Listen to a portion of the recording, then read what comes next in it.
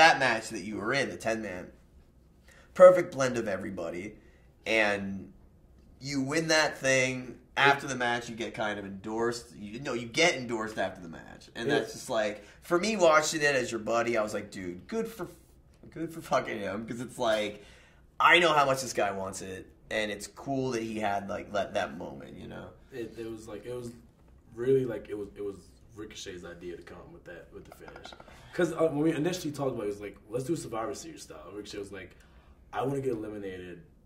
Like the initial idea was like me and him are last two, and it's like I guess like a 2-on-2 or 3-on-2, and like he gets eliminated, and I have to be the sole survivor for everybody. So like Bam Bam Bigelow against Bundy, the One Man Gang, and Andre at the first Survivor Series, except it's you and then these three. Yeah, okay, I got you. That was the initial idea, which is also a great idea. Yeah, there's just one false fix, and we were able to like stretch it out and do more stuff, and everyone got to shine.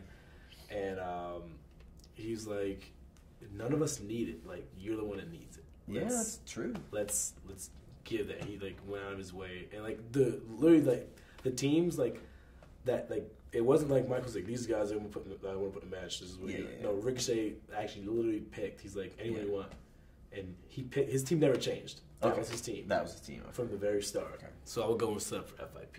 Okay. Yeah, I remember all this. And then with Frankie, like I can't tell you how many times it was just me and Frankie that set up that ring for FIP. Because all the other students wouldn't show up. Then they'd show up at showtime, ready for a dark match. So I was like, fuck you guys been? Yeah. But, dues paid. Yeah. So from, I would go there a couple times to like bump around and everything. But when things really started turning around was when I actually met Rich Swann at the FIP show. Yep. And here's the story how me and Swann became friends. Here we go. He's walking and says, hey brother, you have any tape? It's like, yeah. I have black tape and white tape. He goes, man, I'm dark as hell. I need the white tape. They ain't gonna see the black tape on me. So, okay, cool. So give him white tape. And then a couple months later, like I think a month or two later, like QT Marshall was running a show at the Rec Center in Orlando. Yep. And he was like, it's for all the people playing in Hollywood to come out. So he had me wrestle another guy, a bartender playing in Hollywood, Tristan something. He's from like Vegas or something like that. So I remember he was like, yeah, I'm gonna do this dive. He was gonna like do like the corkscrew to the outside. So I'm like, okay. I had never caught a dive before, but I was like, couldn't be that hard. Yeah. So if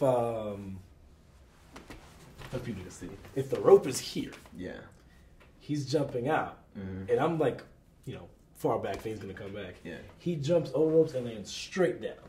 He goes straight down. I see this happening, and I baseball slide in to catch him. And he like elbows me in the face. Boom.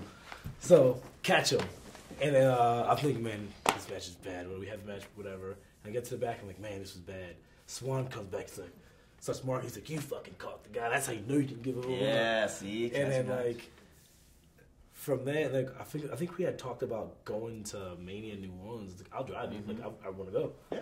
And so we that's when we really started talking. Yeah. And then I remember I get a phone call like I think a week or two later from a random number while I'm at work. I'm like, who the hell's calling me? Some bill collector? But I usually don't answer phone numbers I don't know.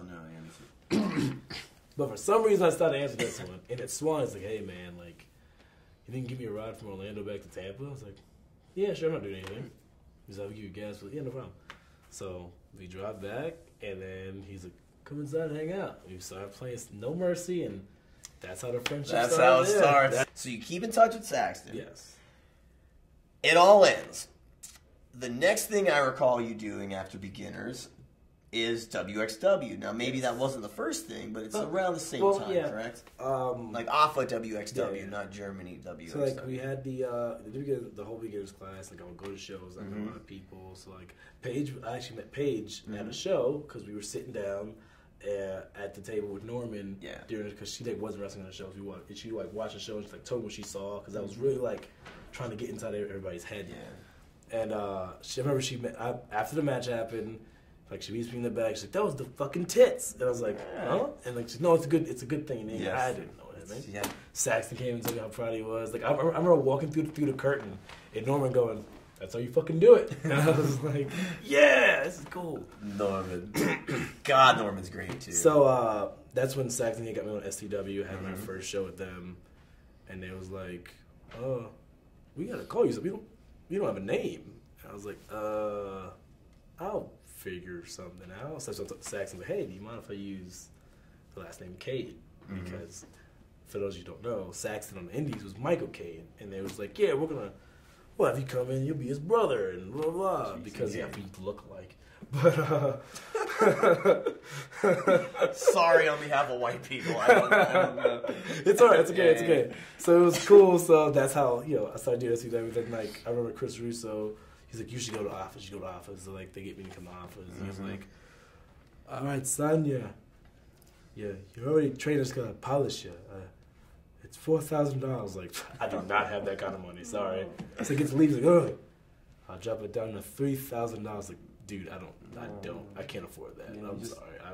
I'll figure something out. Yeah. He's like, oh, $2,000. I'm like, I work at McDonald's, man. I can't. You're bartering. I wasn't even intentionally trying to like bring it down because I was just gonna leave because like there's no way he's gonna. Yeah. This legend's gonna drop his money just for me. Yeah. And he goes, all right, final offer, $1,500, and you can take it or leave it. Pay and you can like installments, pay installments. Like, oh, I can do that, no problem. Yeah. So as I started doing offers, I did like 4 months of offers,